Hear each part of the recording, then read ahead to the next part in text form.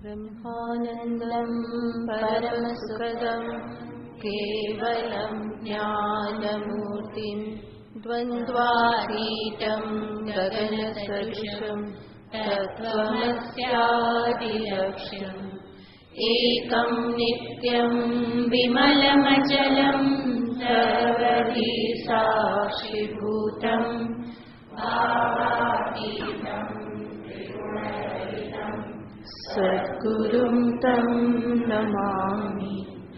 ॐ पार्थाय प्रतिबोधितां भगवता नारायणेन स्वयं व्यासेन ग्रथितां पुराणमुनिना मध्ये महाभारतम् अद्वैतामृतवर्षिणीं भगवतीम् अष्टादशाध्यायिनीम् अम्ब त्वामनुसन्दधामि भगवद्गीते भवद्वेषिणीम्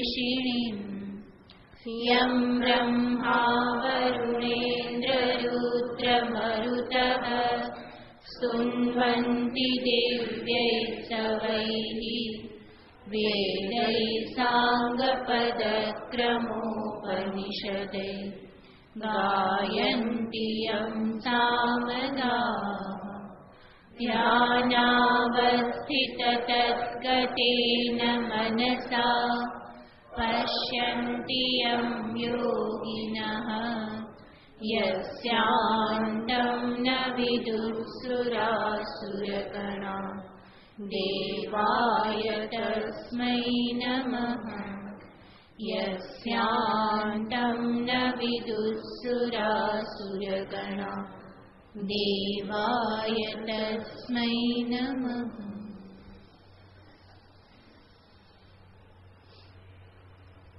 श्रीभगवानुवाच ऊर्ध्वमूलमधः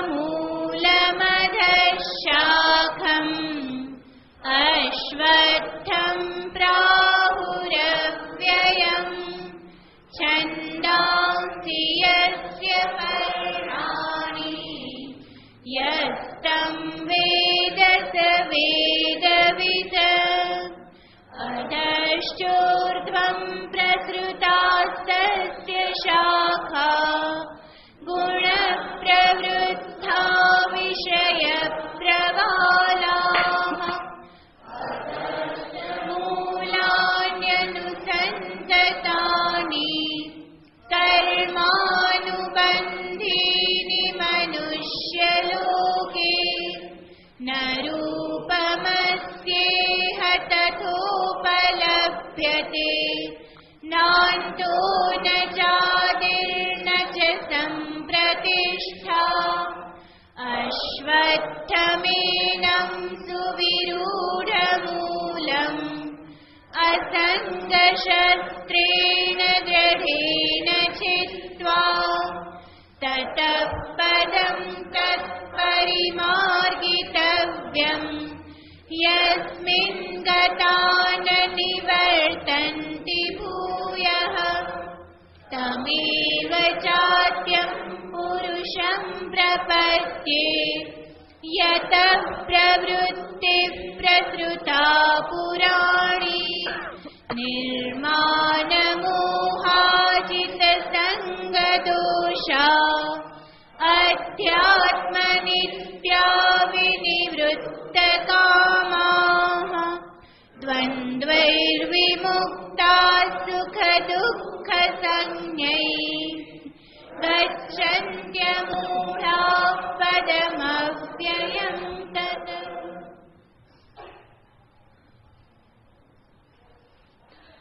ભગવાન શ્રી કૃષ્ણચંદ્ર આ શ્લોકમાં મોક્ષ માટે કોણ અધિકારી છે એને દર્શાવે છે. એના ગુણો દર્શાવ્યા. निर्मानमोह जितसंग दोषाः अध्यात्मनित्या વિનિવૃત્તકામાઃ દ્વંદ્વૈર્વિમુક્તા સુખ દુઃખ સંજ્ઞૈઃ. આ બધા શબ્દોથી અધિકારીત્વનો નિર્દેશ કર્યો કે આવા ગુણોથી યુક્ત વ્યક્તિ અંતે આત્મજ્ઞાન પ્રાપ્ત કરી અને અવ્યય પદ મોક્ષને પામે છે. છેલ્લે ભગવાને કહ્યું સુખ દુઃખ સંજ્ઞૈઃ દ્વંદ્વૈઃ વિમુક્તાઃ. આ દ્વંદ્વથી જે મુક્ત થયેલા છે, દ્વંદ્વથી મુક્ત થયેલા છે એનો અર્થ જેણે જગતમાં જીવનમાં અનુભવમાં આવતા દ્વંદ્વોને ગૌણ કરી નાખેલા છે. ગૌણ કરી નાખેલા છે એનો અર્થ જે દ્વંદ્વ હવે જેના જીવનમાં કોઈ મહત્વનું સ્થાન ધરાવતા નથી.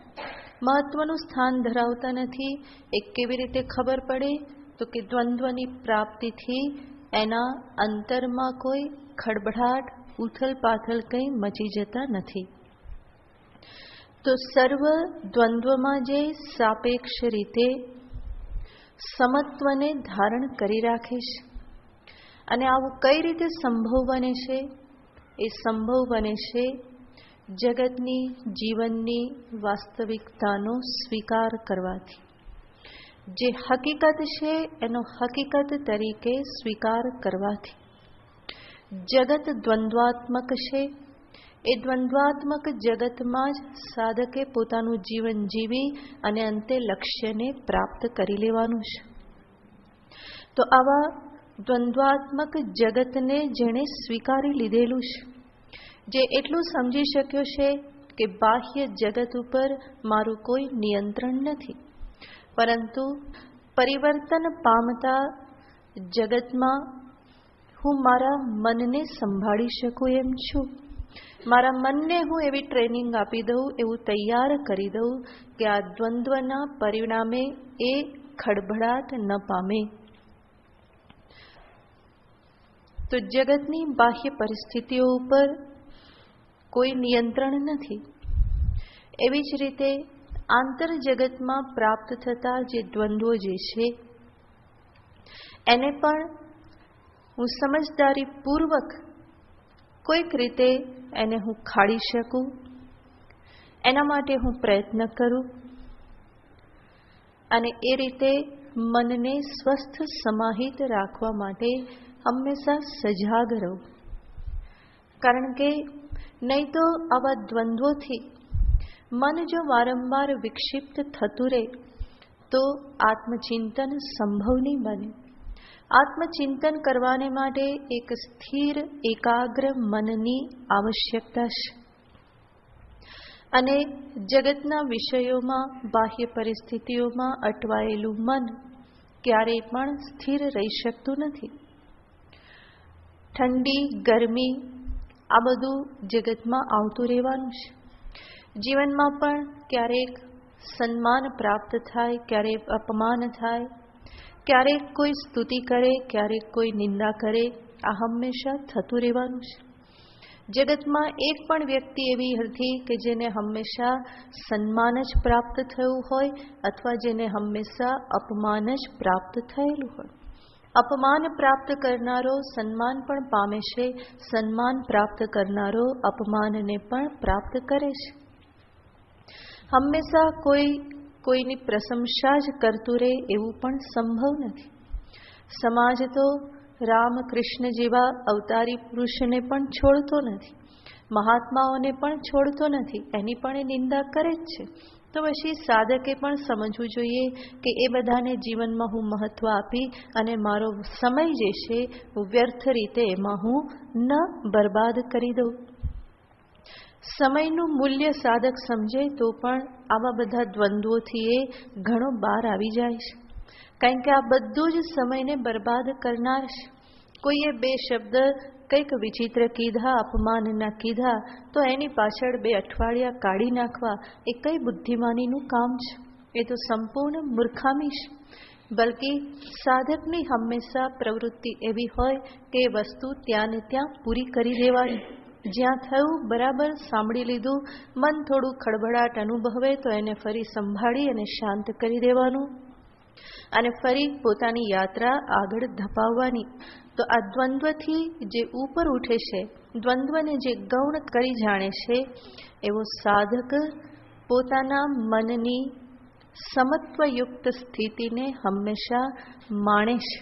દ્વંદ્વથી ઉપર ઉઠવું એનો અર્થ છે પોતાના મનની શાંતિને માણવી, પોતાના મનના સમત્વને, સમસ્થિતિને હંમેશા એન્જોય કરવી અને એના આધારે મનને જે સમયે જે કાર્યમાં લગાડવાનું હોય એમાં હું લગાવી શકું. જો દ્વંદ્વથી મન ઉપર ઉઠ્યું, એની મહત્વ બુદ્ધિ જો એમાંથી નિવૃત્ત થઈ, તો સાધકને ઘણો બધો સમય આત્મચિંતન માટે, સાધનાને માટે મળી શકે એવું છે. માટે જ અધિકારીત્વમાં વૈરાગ્ય, વિવેક, શમ, દમ આ બધાને બતાવવામાં આવે છે કે જેના થકી એનું મન આત્મચિંતન માટે અવેલેબલ થઈ શકે. તો વ્યાવહારિક સુખ દુઃખને જે ગૌણ કરી જાણે છે, સુખ મળ્યું બરાબર છે, કંઈક કષ્ટ આવ્યું ટાળી શકાય તો ટાળો, નહીં તો એ પણ અમુક દિવસમાં પસાર થઈ જવાનું છે. તો વ્યાવહારિક સુખ દુઃખ જે છે એને કોઈ સંપૂર્ણપણે ટાળી શકતું નથી. એ ઘટમાળ તો ચાલતી જ રહેવાની છે. સુખ દુઃખ કોઈના ટાળ્યા ન ટળે રે, એને કોઈ ટાળી શકાતું નથી. ઘટ સાથે રે ઘડિયા મારા રામજીના જડિયા. એ કર્મના પરિપાકે, કર્મફળના પરિપાકે એ પ્રાપ્ત થતું રહેશે. સાધકે એ જ શીખવાનું છે કે એ બધાનું મૂલ્યાંકન હું કેવી રીતે કરું, કેવી રીતનો હું એટીટ્યુડ રાખું તો આ બાહ્ય દ્વંદ્વ જે છે એ મને અત્યંત વિક્ષિપ્ત કરી અને મારા સમયને બરબાદ ન કરી દે. એટલા માટે જ ભગવાને એને સૌથી છેલ્લે રાખ્યું છે. નિર્માન મોહ કહ્યું, ત્યાં માન અપમાન આદિમાંથી ઉપર ઉઠવાનું કહેલું છે. જીતસંગ દોષા કહ્યું, ઇન્દ્રિયો દ્વારા વિષય સાથે સંપર્કમાં આવે ત્યાં પણ સંયમની, વિજયની વાત કરી ભગવાને. તો એ બધામાંથી બહાર નીકળો છે એ જ અંતે આ દ્વંદ્વમાંથી ઉપર ઉઠી શકે છે. ભગવાન જ્યારે પણ દ્વંદ્વની વાત કરે છે તો બાહ્ય દ્વંદ્વ, આંતર દ્વંદ્વ બધાને સાથે લઈ લે છે. બાહ્ય એટલે જે ઠંડી, ગરમી, વર્ષા આ બધી જે પણ છે એ બાહ્ય દ્વંદ્વ છે. અને માન અપમાન આદિના પરિણામે જે અંદર રિએક્શન જે આવે છે એ બધા આંતરિક દ્વંદ્વના પરિપાકે છે. તો એ બધામાંથી જે ઉપર ઉઠેલો છે, ભગવાન કહે છે આવા લોકો અંતે શું પામે છે? અમૂઢાહા. આ બધા ગુણોના પરિણામે એ કેવા થઈ ગયા તો કે અમૂઢાહા. એમની મૂઢતા દૂર થઈ. જેની મૂઢતા દૂર થઈ છે અને આ મૂઢતા એટલે કે મોહગ્રસ્ત સ્થિતિ, એ મોહ જેનો દૂર થયો અને અંતિમ મોહ કે જે અનાત્માને આત્મા માનવા રૂપ, એ પણ મોહ કે જે અજ્ઞાન રૂપ છે, એ જેનો દૂર થયો તે અવ્યયમ તત્પદમ ગચ્છન્તિ.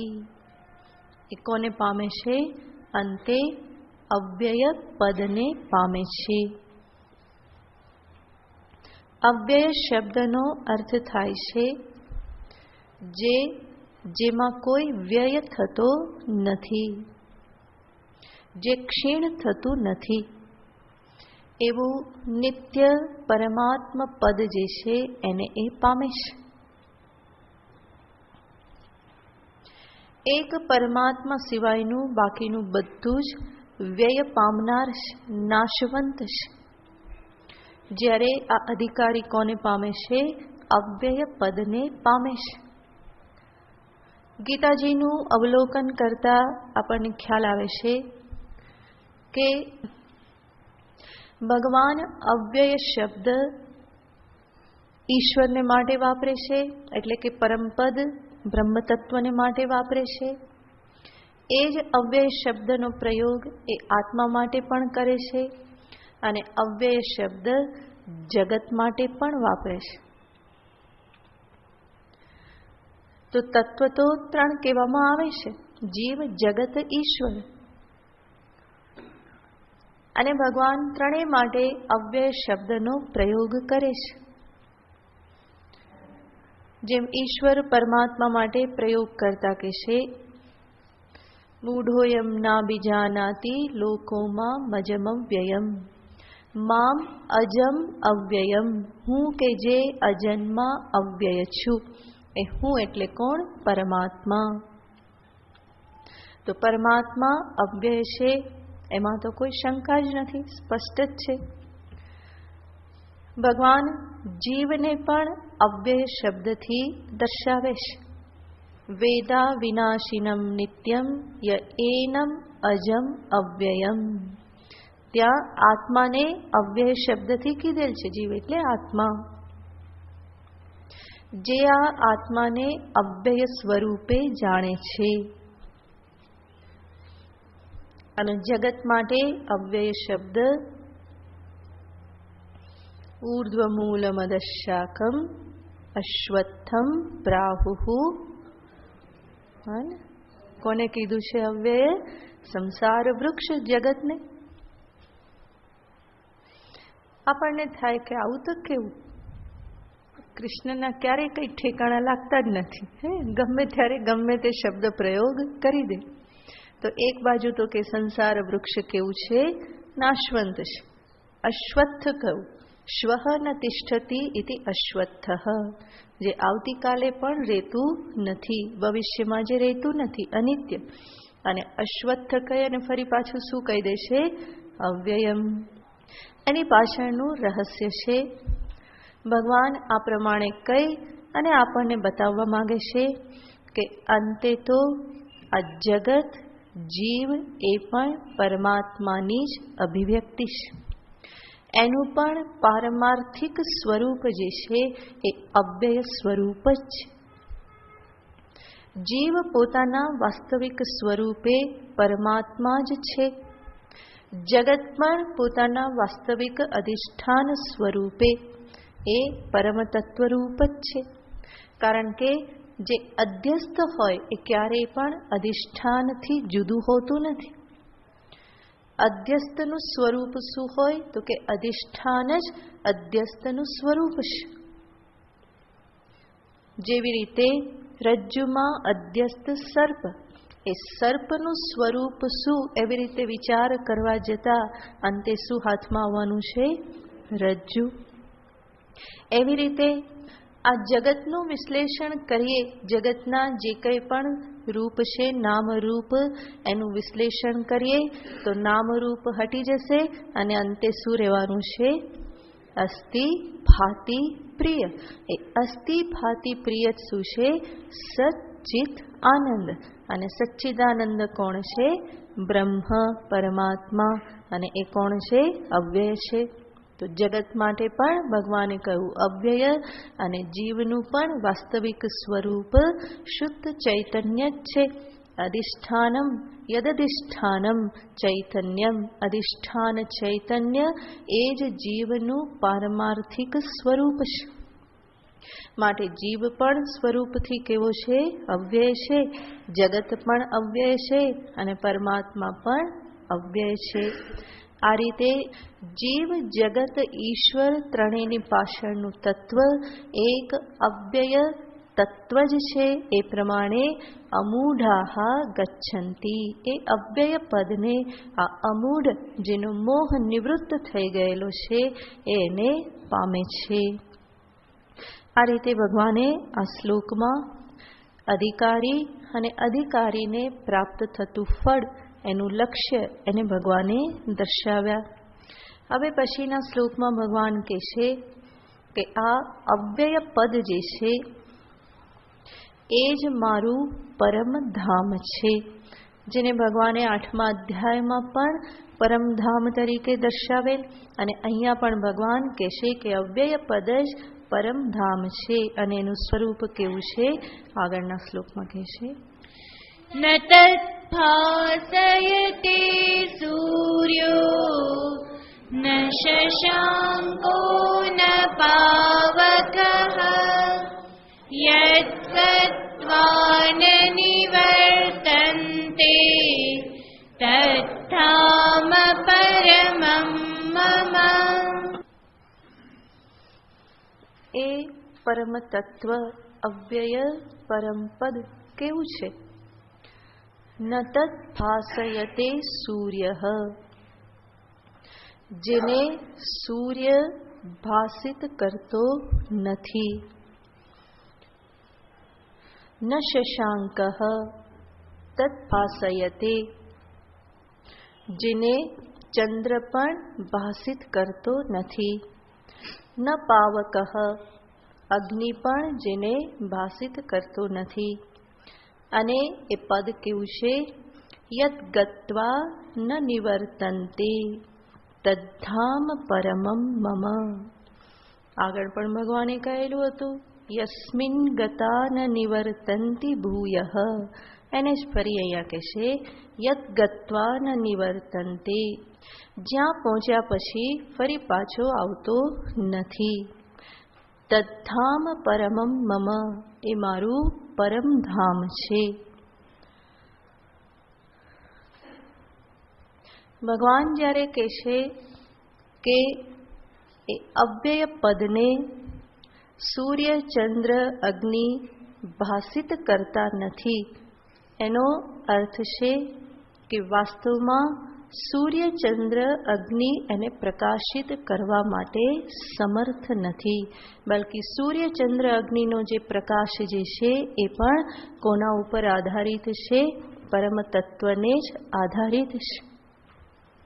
બલ્કિ સૂર્ય ચંદ્રાદિ સર્વ કંઈ એ પરમાત્માના જ નિયમનમાં છે.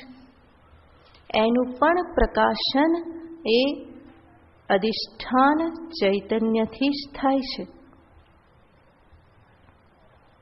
એટલું જ નહીં, સાથે સાથે ભગવાન બતાવી દેશે કે સૂર્ય ચંદ્ર અને અગ્નિ એ ત્રણેય ચક્ષુ મન અને વાણીના અધિષ્ઠાતા દેવતા છે, અને માટે જ ચક્ષુ પરમ તત્વને પ્રકાશિત કરતું નથી, મનથી પણ એ પ્રકાશિત થતું નથી, કે પછી વાણી પણ એને પ્રકાશિત કરતી નથી.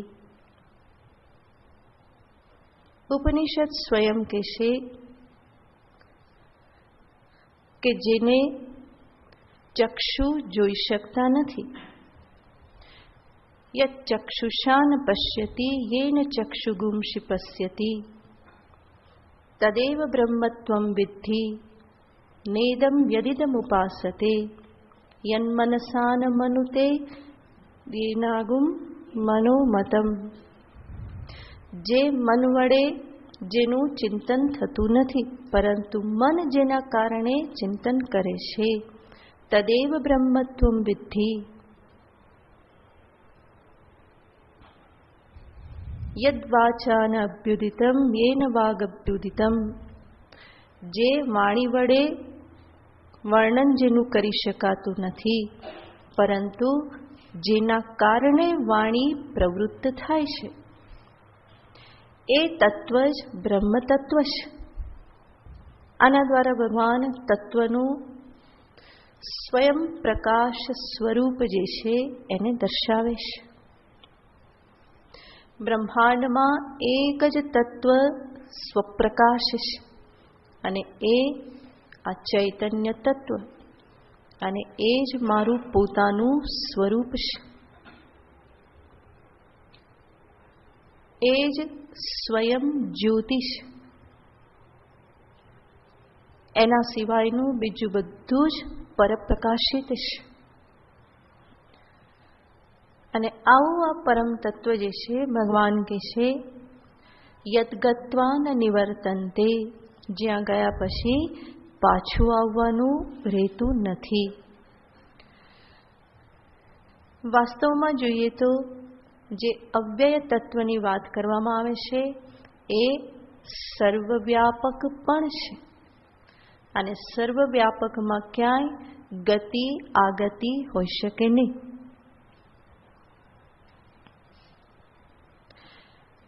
એ સર્વવ્યાપક તત્વ જ મારું સહજ સ્વરૂપ છે. એને પામી લીધું તો ક્યાંય આવવા જવાનું નથી. કર્મફળના કારણે જો ક્યાંય ઉપર ગયા હોય તો પાછું નીચે આવવું પડે, નીચે ગયા હોય તો પાછું ઉપર આવવું પડે. કારણ કે મર્ત્યલોક જે છે એ શું છે, આપણે જોયું હતું ને, કેન્દ્ર છે, સેન્ટર છે, એ મેઇન ઓફિસ છે. અહીંયાથી બધે આવજા કરવામાં આવે છે, તો મુખ્ય તો અહીંયા જ છે. તો કર્મફળના વેગના કારણે ઉપર ગયા હોય તો ફરી નીચે આવવું પડે. જેવી રીતે દડો ઉપર ફેંકે તો એ ફરી પાછો નીચે આવે, અને એને નીચે જોરથી ફેંકો તો ફરી પાછો ઉછળીને ઉપર આવે. તો કર્મફળના વેગના પરિણામે જો કોઈ ગતિ થઈ હોય તો એમાં ઉપર નીચે થઈ શકે, પરંતુ આ સ્વરૂપ તો કેવું છે, સહજ છે. અને જે સહજ હોય, સ્વાધીન હોય, એમાં એ સર્વવ્યાપક સ્વરૂપમાં ક્યાંય પણ ગતિ આગતિને સ્થાન રહેતું નથી. યદ ગત્વાન નિવર્તન્તે તદ્ધામ પરમમ મમ. એ જ મારું પરમધામ છે. ભગવાનનું પરમધામ છે એનો અર્થ નહીં કે કોઈક ધામ છે ને ફરી એમાં ભગવાન બેઠેલા છે. પરમધામનો અર્થ છે ભગવાન કહેશે એ જ મારું પારમાર્થિક સ્વરૂપ છે. ચૈતન્યમ એવ ધામ. ચૈતન્ય સ્વરૂપ એ જ ધામ છે. જેમ કહેવામાં આવે કે જ્ઞાની બ્રહ્મલોકને પામે છે, તો બ્રહ્મલોકને પામે છે એનો અર્થ છે બ્રહ્મ એવ લોકઃ બ્રહ્મલોકઃ. બ્રહ્મ સ્વરૂપ એ જ લોક છે, નહીં કે બીજો કોઈ લોક છે ને ત્યાં જવાનું રહેશે. એ બ્રહ્મલોકની પ્રાપ્તિ એ કર્મ ઉપાસનાનું પરિણામ છે. પરંતુ બ્રહ્મ સ્વરૂપ જે છે, જે જ્ઞાનથી પ્રાપ્ત છે, એમાં ક્યાંય આવવા જવાનું રહેતું નથી. પોતાનું સ્વરૂપ જ પોતાનું લોક છે. અને પોતાનું સ્વરૂપ કહીએ તો ફરી પાછું પોતે ને એનું સ્વરૂપ પાછું જુદું થતું નથી. એ ફરી સમજવાનું. એનો અર્થ ચૈતન્ય, સર્વવ્યાપક શુદ્ધ ચૈતન્ય એ જ પરમાત્મ તત્વ છે, અને એ જ આત્મ તત્વ છે. અને એને જ પ્રાપ્ત કરીને ફરી પાછું આવવાનું રહેતું નથી. હવે ભગવાને અહીંયા જે કહ્યું કે આ જે પરમ તત્વ એને અમૂઢાહ ગચ્છન્તિ. અમૂઢ જે છે એ આવા પરમ તત્વને પામે છે.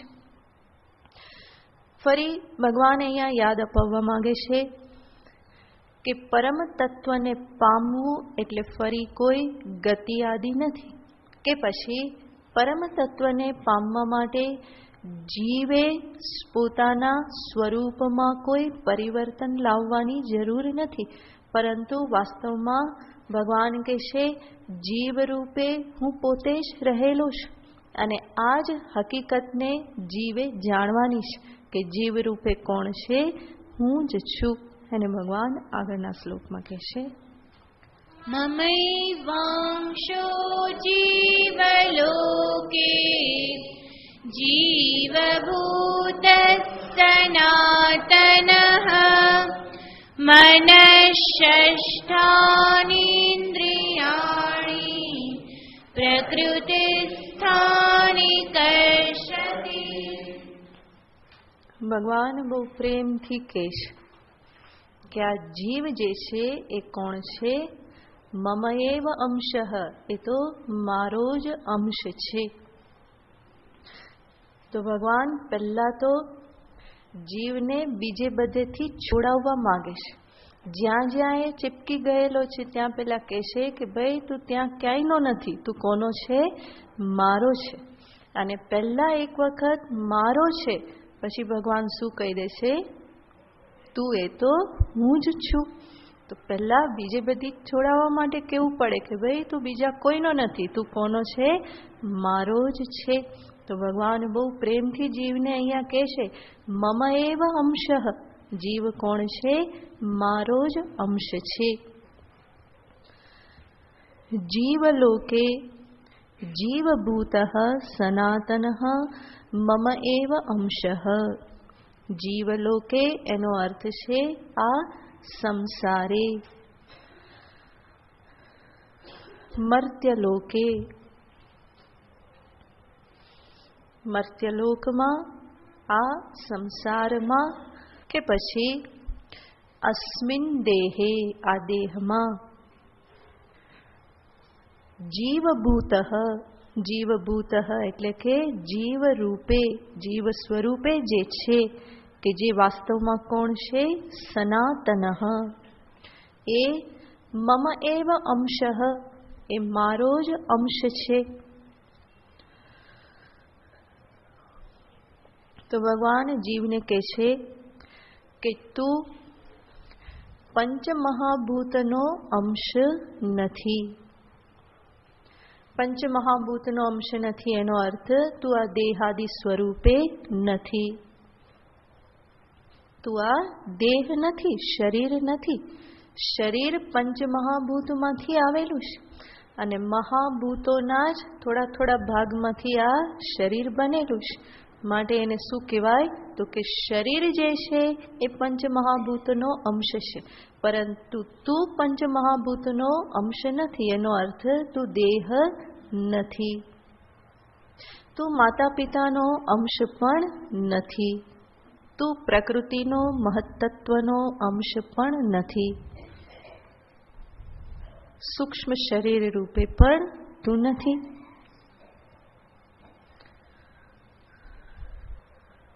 તો જીવ કોણ છે?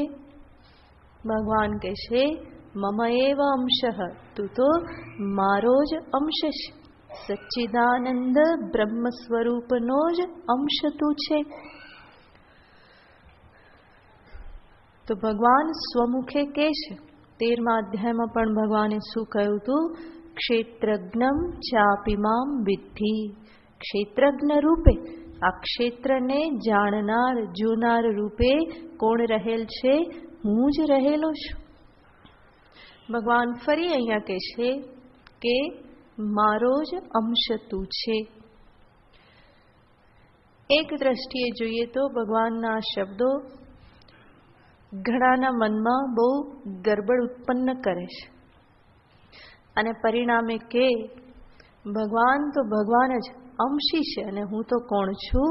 એનો અંશ જ છું. અને અંશ હંમેશા કેવો હોય? નાનો. અને હું કેવો રહેવાનો? એવો ને એવો જ રહેવાનો. માટે આ ભક્તો હોય ને, વૈષ્ણવ ભક્ત, એને આ શ્લોક બહુ જ ગમે. ભગવાન તો કોણ છે? તો કે ભગવાન તો ભગવાન અંશીશ અને હું તો એક એમનો સામાન્ય અંશ છું. સમુદ્રો હિ તરંગ કવચન, સામુદ્રો હિ તરંગ કવચન, સમુદ્રો ન તારંગ. તો કે છે સમુદ્ર તો સમુદ્ર છે. તરંગ હંમેશા સમુદ્રનો હોય, પરંતુ સમુદ્ર તરંગથી અભિન્ન હોય નહીં. માટે આ શ્લોક એ લોકોને બહુ જ ગમે. બીજા બધા નહીં જુએ, પરંતુ આ શ્લોક જરૂર એ કોટેશન તરીકે આપે. ભગવાને ગીતાજીમાં કહેલું છે શું? મમે વાંશો જીવલોકે. આ જીવ કોણ છે? ભગવાનનો અંશ છે. અને અંશ હંમેશા અંશ જ રહે. એ સિંધુ ક્યારેય બને નહીં. બિંદુ તો શું છે? બિંદુ જ છે. એ એટલું જ ગ્રહણ કરે.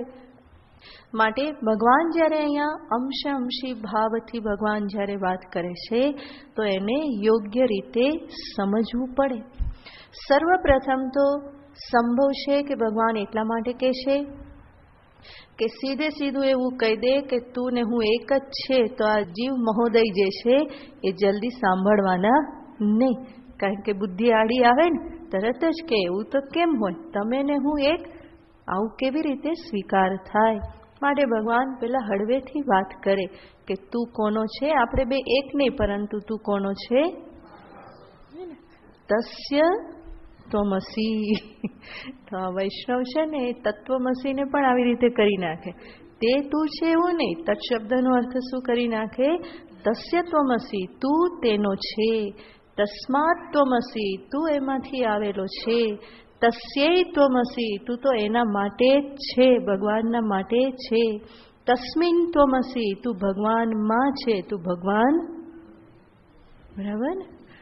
તો તસ્માત ત્વમસી, એનામાંથી તું આવેલો છે, પરંતુ તું ભગવાન નથી.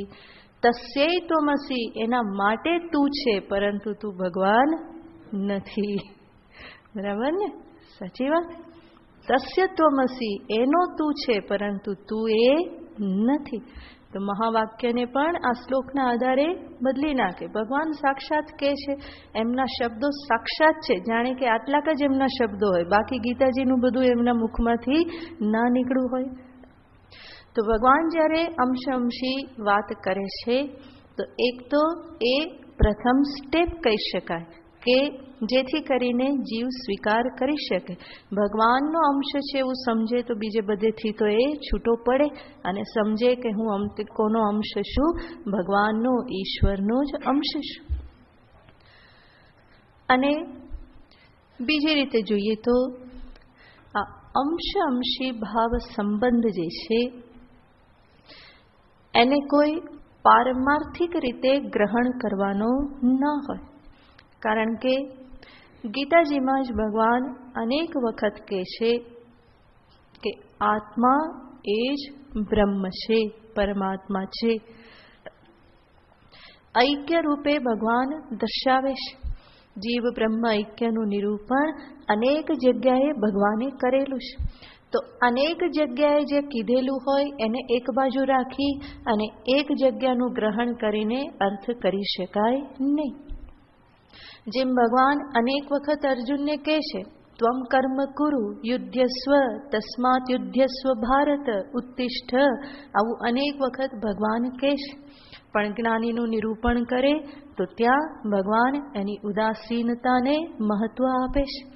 એટલું જ નહીં, ભગવાન અન્ય જગ્યાએ કહેશે દૂરેણ હ્યવરમ કર્મ. આ કર્મ તો કેવા છે? ઘણા નિકૃષ્ટ છે. અને બીજી બાજુ અર્જુનને શું કહે? તું શું કર? કર્મ કર. તો માત્ર એટલાથી ભગવાનનું તાત્પર્ય એમાં જ છે એવું કહી શકાય નહીં. ભગવાને અનેક જગ્યાએ જ્ઞાનની વાત કરી, માટે તો અર્જુનને 3જા અધ્યાયમાં પ્રશ્ન પણ થયો, જ્યાયસી ચેત કર્મણસ્તે મતા બુદ્ધિર જનાર્દન તત્કિમ કર્મણિ ઘોરે મામ નિયોજયસી હે કેશવ.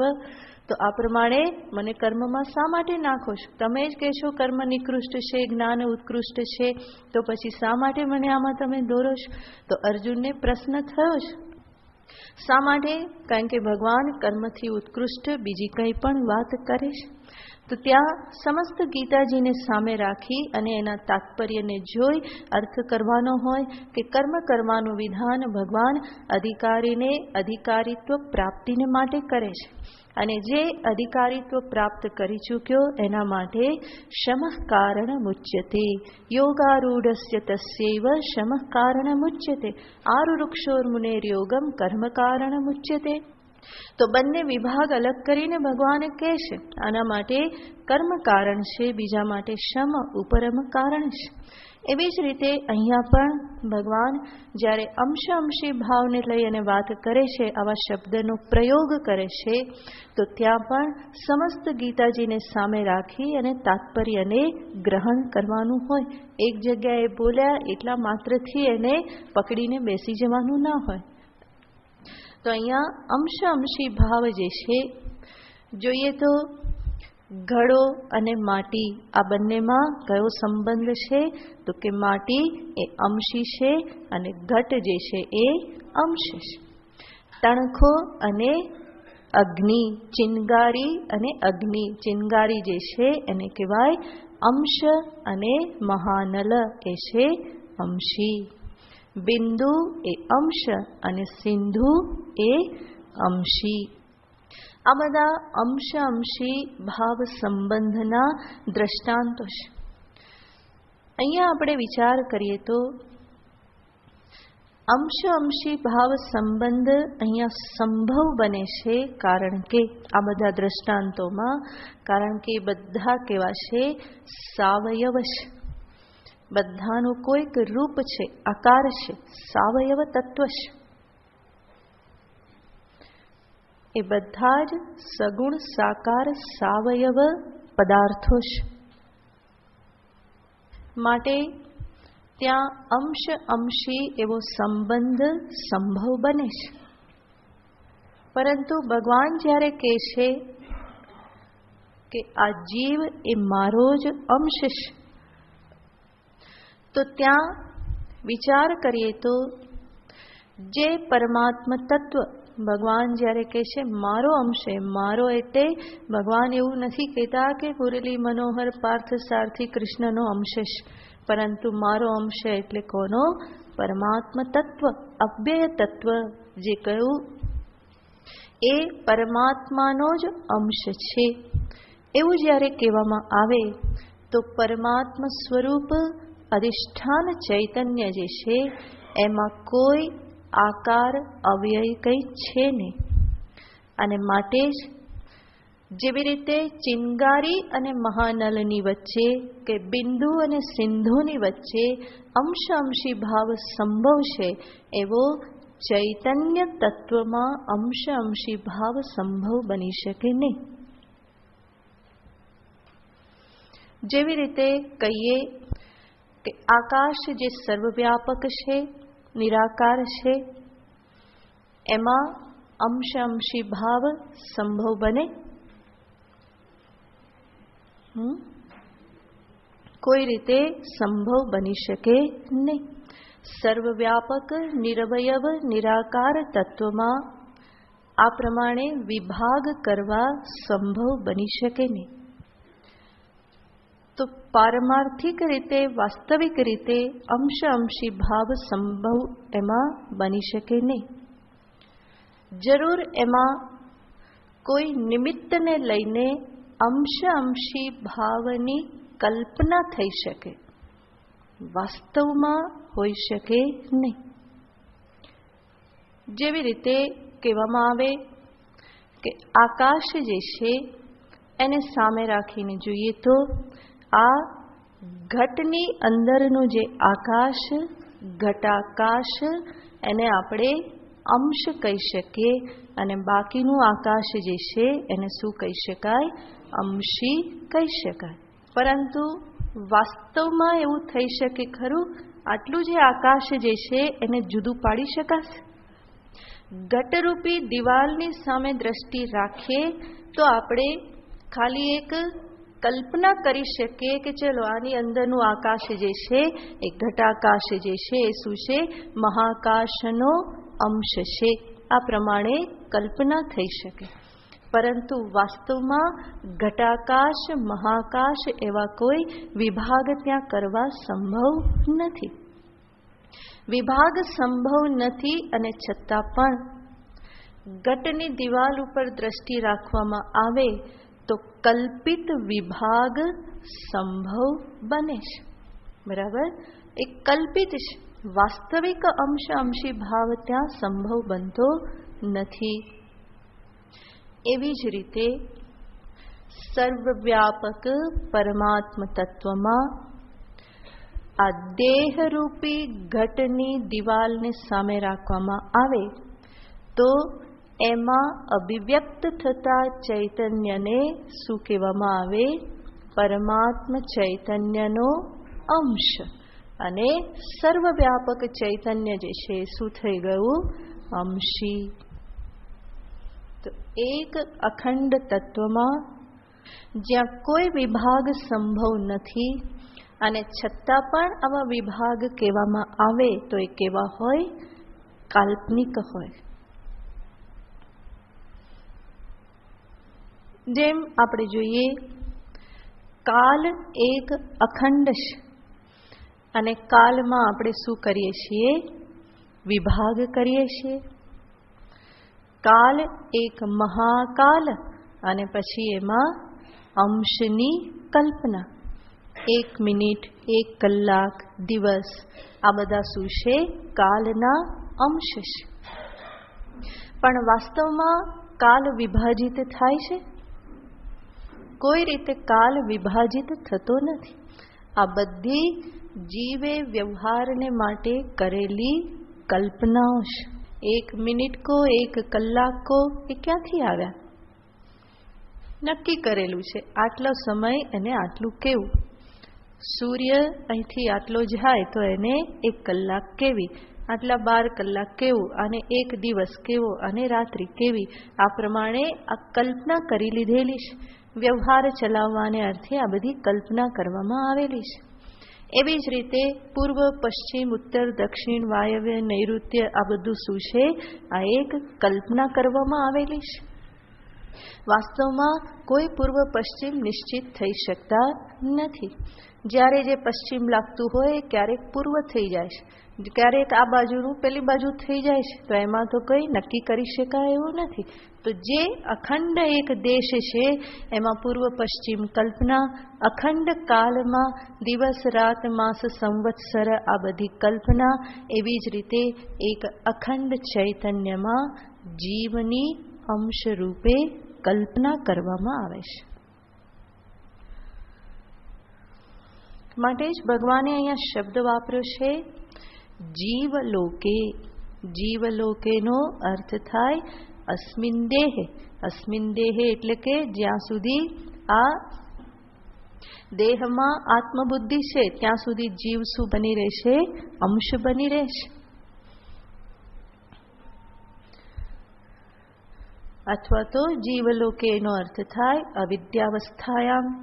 અજ્ઞાન અવસ્થામાં, અવિદ્યાવસ્થામાં જીવ પોતાને શું માને છે?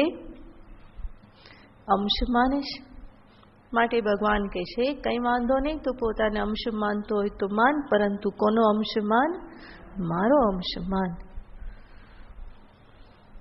તો ભગવાન જરા પણ એને આમથી તેમ ક્યાંય જવા દેવા માગતા નથી.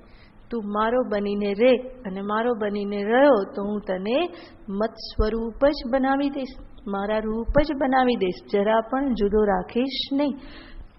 તો અવિદ્યાવસ્થામાં આ પ્રમાણે જોવામાં આવે છે. અને આમ પણ આપણે વિચાર કરીએ તો વેદાંતનો જિજ્ઞાસુ સાધક અનેક વર્ષો સુધી વેદાંત શ્રવણ કરે તો પણ એના મનમાં શું આ ગ્રંથિ બેઠી રહેશે?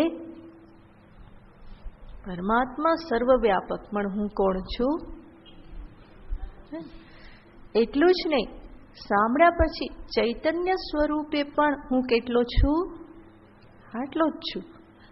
તો એ વ્યાપકતાને આત્મસાત કરતા બહુ જ વાર લાગે છે. એટલા માટે ઘણા સાધકો પ્રશ્ન કરતા હોય કે આટલું તો સમજાઈ ગયું કે હું કોણ છું? હું સાક્ષી છું, સાક્ષી ચૈતન્ય છું એ તો સમજાઈ ગયું. હું નિત્ય છું એ પણ સમજાઈ ગયું. ચૈતન્ય સ્વરૂપ છું એ પણ સમજાઈ ગયું. પણ આ સર્વવ્યાપકનું શું કરવું એ ખબર પડતી નથી. એ કેમે કરીને દ્રષ્ટિમાં આત્મસાત થતું નથી. હું છું, આત્મા છું એ સમજાઈ ગયું, અને છતાં પણ આત્મા સર્વવ્યાપક છે. એ સર્વવ્યાપકત્વ આત્મસાત થતું નથી. કારણ કે આ અંશરૂપના સંસ્કાર જે છે એ એટલા બધા દ્રઢ થયેલા છે, ચૈતન્ય સ્વરૂપે નિશ્ચય થવા છતાં પણ. એટલા માટે ઘણા બધા સાધકો માત્ર સાક્ષી ભાવમાં અટકી જતા હોય છે. હું કોણ છું? સાક્ષી છું, આત્મા છું, અને એટલામાં જ અટકી જાય. એને થાય કે બસ બધું પૂરું થઈ ગયું, મેં જાણી લીધું હું કોણ છું? સાક્ષી છું. પણ સાક્ષી છું ત્યાં જ્ઞાન પૂરું થતું નથી. આગળ જાણવું પડે છે જે સાક્ષી ચૈતન્ય એ જ સર્વવ્યાપક બ્રહ્મ ચૈતન્ય. તો જ અદ્વૈત સિદ્ધિ થશે, અને અદ્વૈતથી જ મોક્ષ છે. દ્વિતીયાદ્વૈ ભયમ ભવતી. એ ભયમાંથી મુક્તિ નહીં થાય. તો દ્રઢ સંસ્કાર છે અંશરૂપે રહેવાના. હું અલ્પ છું એ સંસ્કાર અનાદિકાલથી ઘૂંટેલા છે. માટે ચૈતન્ય સ્વરૂપે આત્મા રૂપે પોતાને સમજવા છતાં પણ એ પોતાને કેટલો સમજે છે? આટલો જ છું, એનાથી બહાર નહીં. પરંતુ ત્યાં આ બધી યુક્તિઓ, દ્રષ્ટાંતોને સામે રાખી અને સાધકે નિર્ણય કરવો પડે છે કે ચૈતન્ય સ્વરૂપે વાસ્તવમાં હું અંશ છું એવું નથી, પરંતુ કોણ છું? હું સર્વવ્યાપક જ છું. શરૂઆતમાં ભલે એ પ્રમાણે સ્વીકારી લો, એટલા માટે જ ભગવાન અહીંયા એ પ્રમાણે કહે છે, પરંતુ અંતે અંશી ભાવનો બાધ કરી અને સર્વવ્યાપક અખંડ તત્વ સ્વરૂપે પોતાને સ્વીકારવો જ રહ્યો. એનાથી જ મોક્ષ છે અને એ જ વાસ્તવિક બ્રહ્મ જ્ઞાન છે. હું સાક્ષી છું એ તો માત્ર ત્વમ પદાર્થનો વિવેક છે, શોધન છે. ત્વમ પદાર્થનું શોધન એ કોઈ જ્ઞાન, પરમ જ્ઞાન કહેવામાં આવતું નથી. તો આ રીતે જેમ મહાકાશમાં ઘટાકાશ એ કલ્પિત, એવી જ રીતે સર્વવ્યાપક ચૈતન્યમાં જીવ અંશ જે છે એ અંશ રૂપે કેવો છે? કલ્પિત છે.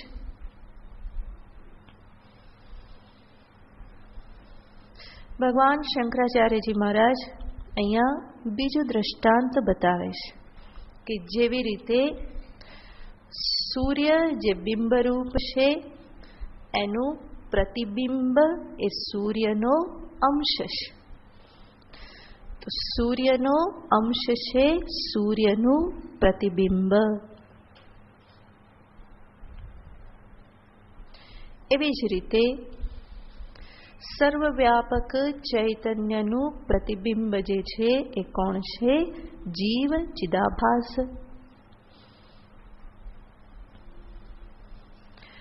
પરંતુ જેવી રીતે પ્રતિબિંબ જે છે એની કોઈ વાસ્તવિક પારમાર્થિક સત્તા નથી. નિમિત્ત દૂર થતા પ્રતિબિંબ ક્યાં જતું રહે છે?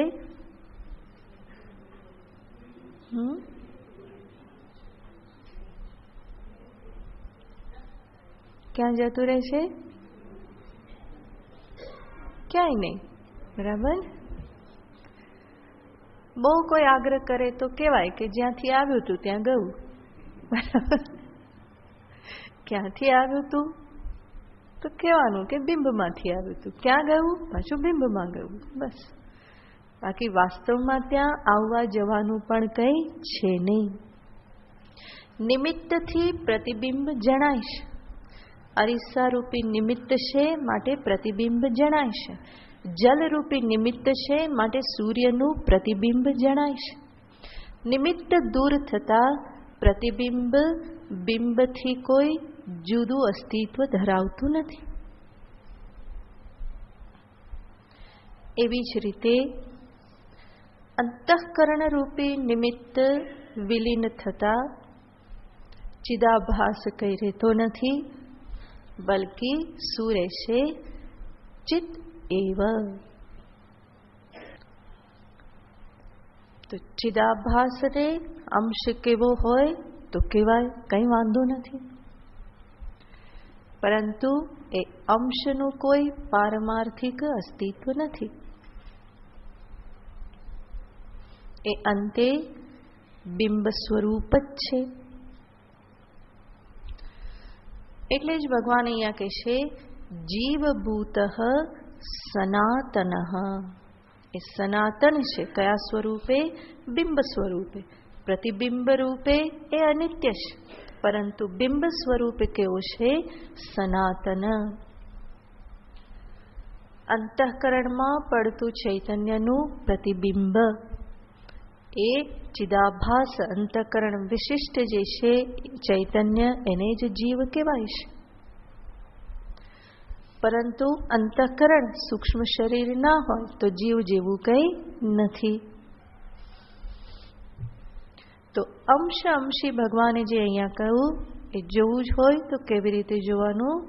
ચિત્ત અને ચિદાભાસ, બિંબ પ્રતિબિંબ.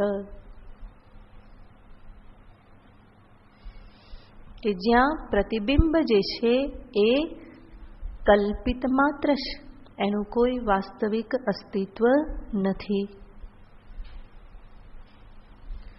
તો જીવભૂત સનાતન, અને ચિદાભાસ રૂપ જીવને પણ સનાતન ભગવાન કહી દે એવું કહીએ તો એનો અર્થ થાય જ્યાં સુધી આવરણ ભંગ નથી થતું ત્યાં સુધી એ રહેશે. માટે સાપેક્ષ રૂપે એ પણ કેવો છે? સનાતન છે. તો ચિદાભાસ પણ અનાદિકાલથી છે અને માટે એ પણ જ્ઞાન વગર એનો ભંગ થતો નથી ઉપાધિનો, અને માટે ચિદાભાસ પણ ત્યાં સુધી રહેશે. માટે સાપેક્ષ રીતે એ સનાતન છે.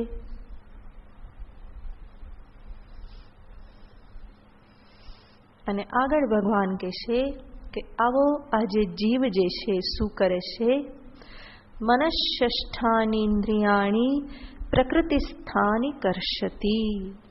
આ જીવ ચિદાભાસ જે ચિદાભાસ સ્વરૂપ જે જીવ જે છે શું કરે છે?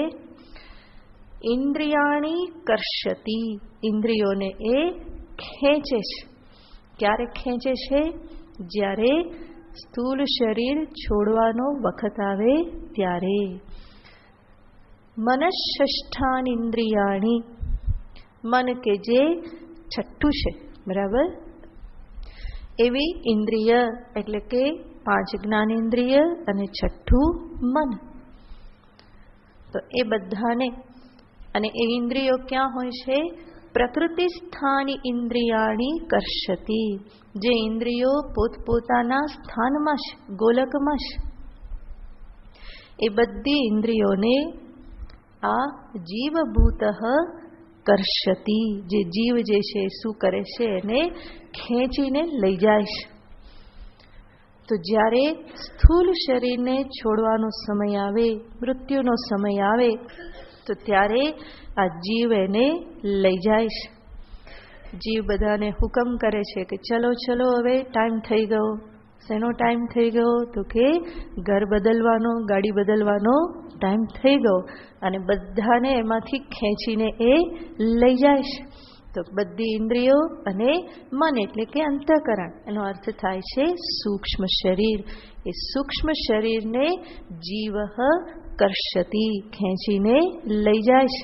કે હવે અહીંયા આપણું રહેવાનું પૂરું થયું, અંજણ પાણી આમાં પૂરા થયા, હવે ક્યાં જવાનું છે? બીજા ઘરમાં જવાનું છે. તો પ્રકૃતિ સ્થાની ઇન્દ્રિયાણી, બધી ઇન્દ્રિયો ક્યાં હતી? પોતપોતાના સ્થાનમાં, ગોલકમાં. તો આ ચક્ષુ જે છે એ ગોલકમાં ચક્ષુરિન્દ્રિય જે રહેલી હતી, કે પછી કાનમાં જે શ્રવણેન્દ્રિય રહેલી હતી, નાસિકામાં ઘ્રાણેન્દ્રિય રહેલી હતી, એ બધાને પોતપોતાના સ્થાનેથી એ ખેંચે છે, હટાવે છે કે ચલો હવે આમાં નથી રહેવાનું, હવે નવા ઘરમાં નવું સ્થાન તમને આપવામાં આવશે, અહીંયાથી બધા ચલો મારી સાથે, એમ કરીને કર્ષતી, એને ખેંચીને લઈ જાય છે. અને આ પ્રમાણે જીવ ક્યારે કરે છે? ક્યારે આ બધી ઇન્દ્રિયોને ખેંચીને લઈ જાય છે? તો એનું નિરૂપણ ભગવાન આગળના શ્લોકમાં કરે છે. શરીરમ યદવાપ્નોતિ યચ્ચાપ્યુત્ક્રામતીશ્વરઃ ગૃહીત્વૈતાનિ સંયાતિ આયુર્ગંધાનિ વાશયાત. ભગવાન આ શ્લોકમાં કહેશે કે જ્યારે પૂર્વ શરીરનો ત્યાગ કરી, એમાંથી ઉત્ક્રમણ કરી અને નવું શરીર જ્યારે ગ્રહણ કરવાનું હોય ત્યારે જીવ આ પ્રમાણે સર્વ ઇન્દ્રિય અને મનનું કર્ષણ કરે છે, એને ખેંચે છે. આનાથી ભગવાન આપણને સ્પષ્ટ રૂપે દર્શાવી રહેલા છે કે સૂક્ષ્મ શરીર સાથેનું તાદાત્મ્ય જે છે એ જ આ સંસરણ માટેનો હેતુ છે. સ્થૂલ શરીર સુષુપ્તિમાં છૂટી જાય છે, સૂક્ષ્મ શરીર પણ વિલય પામે છે, છતાં પણ અવિદ્યા તો ત્યાં છે જ.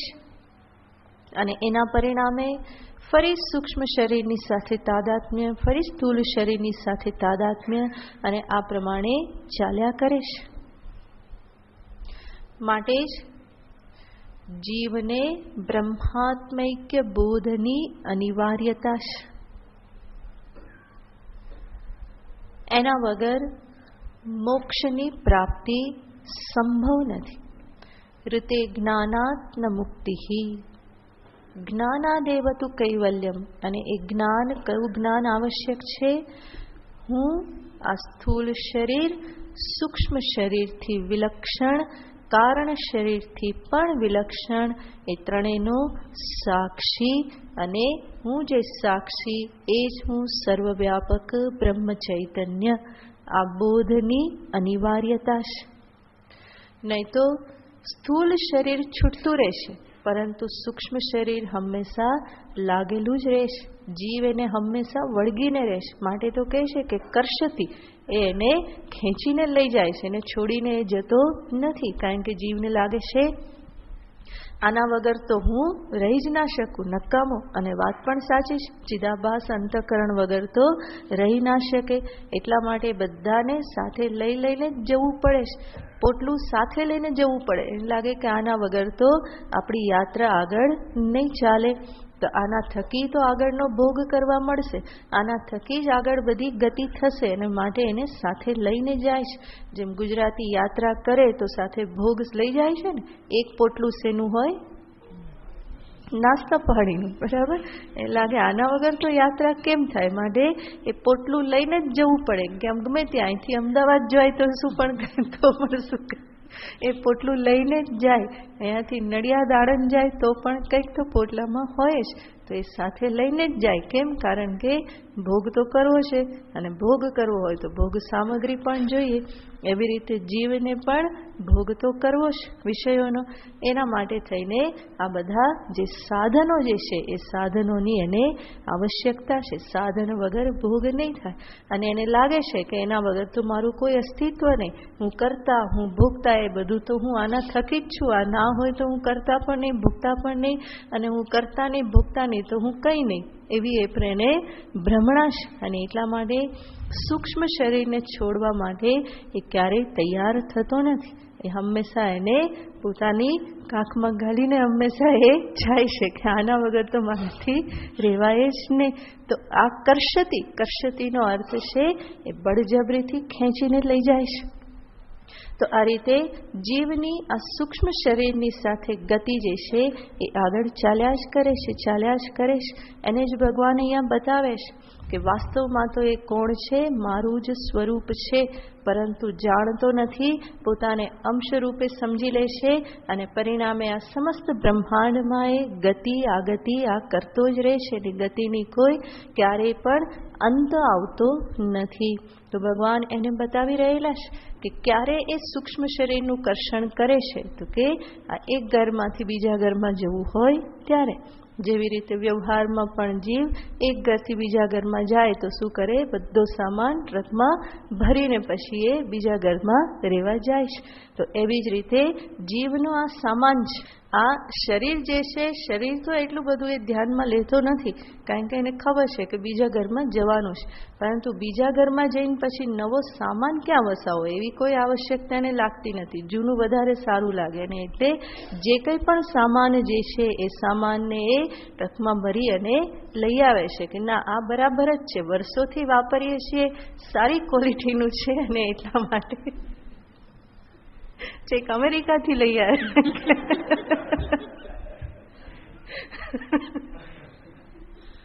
તો એમાં સુખ થાય છે કે કેવું છે? અનુકૂળ છે, વર્ષોથી વપરાય છે, એની સાથે અનુકૂલન સધાઈ ગયું છે, ક્વોલિટી સારી છે.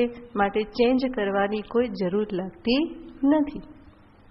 સ્થૂળ શરીર ઘર તો બદલવું પડે છે. એમાં કંઈ એનું ચાલતું નથી. એટલા માટે એને એ બદલી નાખે છે. બાકી તો એને ઉપાડીને લઈ આવે, જ્યાં જાય ત્યાં ઉપાડીને લઈ જાય એમ છે. પરંતુ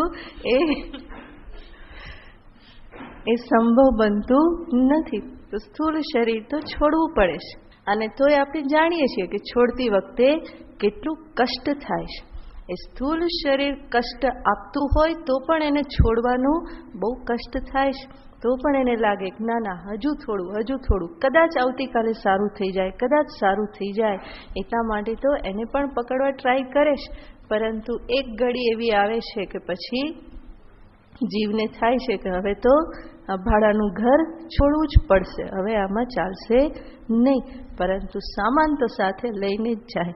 એટલા માટે ભગવાન અહીંયા કહે છે કે આકર્ષણ કરે છે, બધું પોટલું, બધો સામાન સાથે લઈને એ જાય છે. ક્યારે? જ્યારે જૂનું શરીર છોડવાનું હોય અને નવું શરીર જ્યારે ગ્રહણ કરવાનું હોય ત્યારે. તો ત્યારે આ પ્રમાણેની એ ક્રિયા કરે છે અને ભગવાને આમાં દર્શાવી. વિશેષ પછી જોઈશું. ઓમ પૂર્ણમદ પૂર્ણમિદં પૂર્ણાત પૂર્ણમુદચ્યતે પૂર્ણસ્ય પૂર્ણમાદાય પૂર્ણમેવાવશિષ્યતે. ઓમ શાંતિ શાંતિ શાંતિ. હરિ ઓમ શ્રી ગુરુભ્યો નમઃ. હરિ ઓમ.